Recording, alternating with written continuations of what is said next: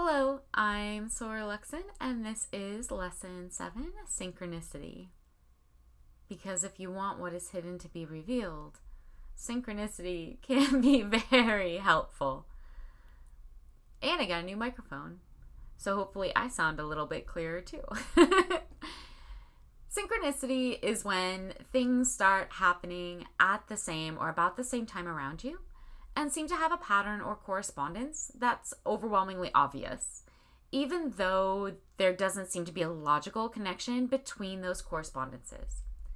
So things, messages, signs that seem related but can't be proven to be related. For a lot of people, it's like seeing the number 7 or 3 or 11 over and over again in the same day. The word coincidence overlaps with synchronicity quite a bit, but they are two different words because they have two different meanings. But that's how synchronicity appears and feels at first, like a coincidence or like a bunch of coincidences grouping up, coincidences, like a bunch of those grouping up with no reason to them. But with synchronicity, the pattern is asserting and often reasserting itself in a way that can no longer be brushed aside as random or merely coincidental. A psychotherapist named Carl Jung, incredible thinker, definitely recommend you read some of his work if you haven't already. Most occultists do. He called synchronicity meaningful coincidences, where two things occur randomly but are in fact connected by meaning in the perceiver.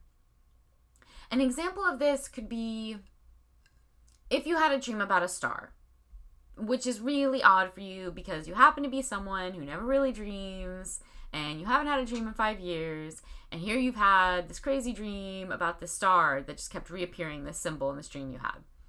And then you wake up and your friend shows up at your door out of the blue, gives you a gift, and it's a mug with a star on it. Maybe you really like coffee, so they like to give you mugs, but it has a star on it. Or you're going to work, you're walking into your building, and you come across a bag on the ground with a star on it. Or you walk out to your driveway, and you've just won a prize, and it's a new car. And there's the car sitting there, and on the driver's side door, there's a star on it. You see what I'm getting at? It's the repeating pattern of the sign or symbol asserting itself. Even though a cause can't be attributed directly to that pattern. I mean, obviously, you having a dream about a star didn't cause the car to appear in your driveway. The person who drove it to your driveway and left it there for you did, right?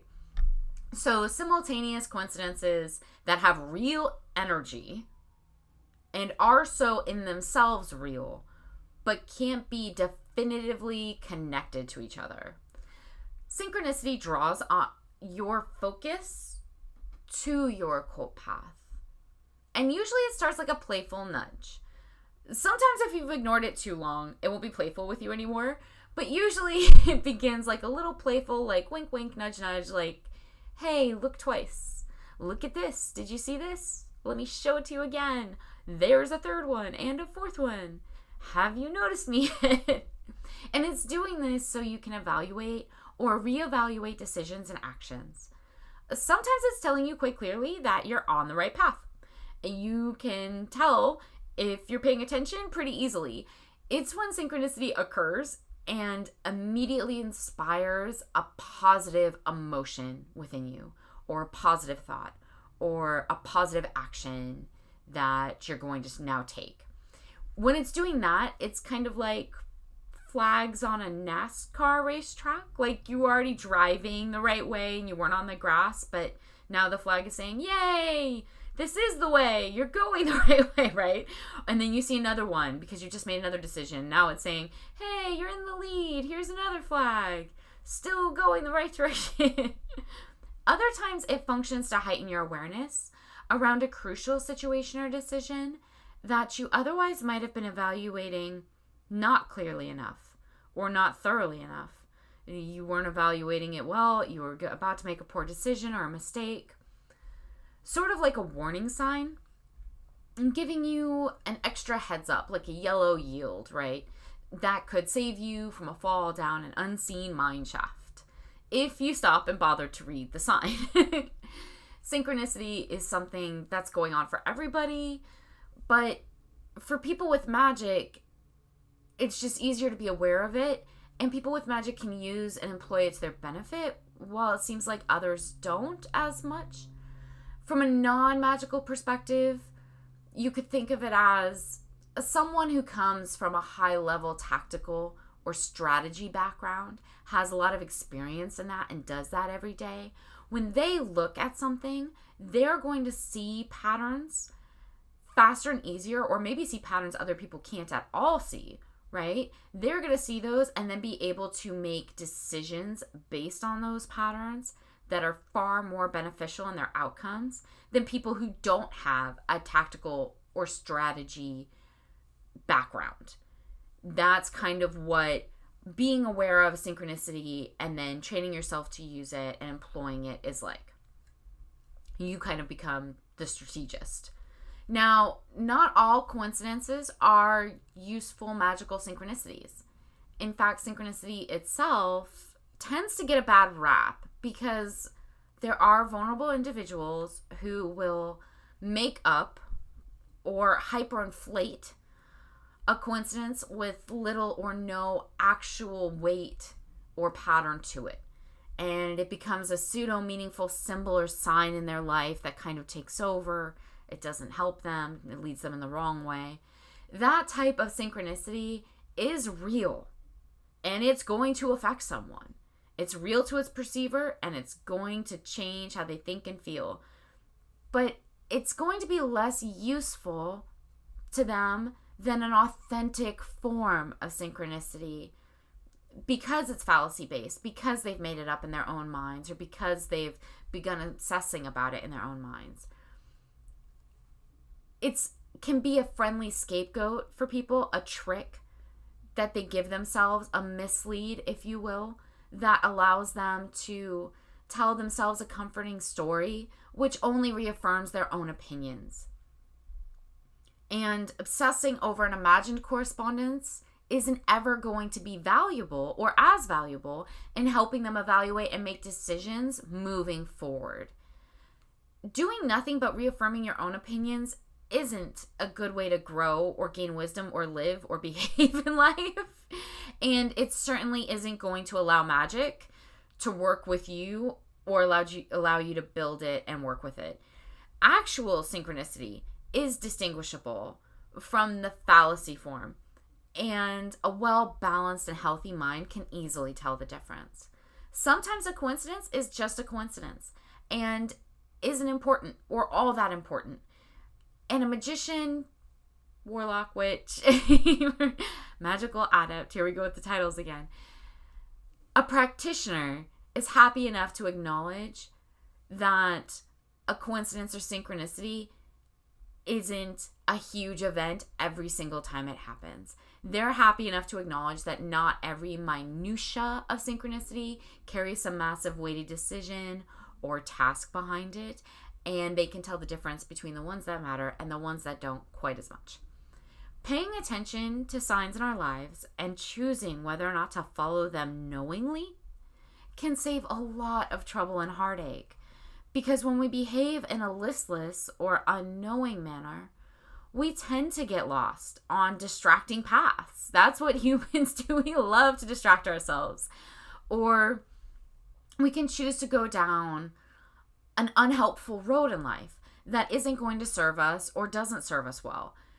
If we make choices in a knowing and decisive way, by willfully intending those choices, making them with a clear and focused mind, then we tend to choose paths and make decisions and take actions that do serve us well. I mean, right? These things make sense. Everyone who works with magic knows this. Generally, people with magic don't really comprehend why so many people who don't work with the occult can't see or grasp the very common sense nature in the occult method of living and behaving and functioning. I mean, why float around getting pushed this way and that by whatever happens to come along and push you, right?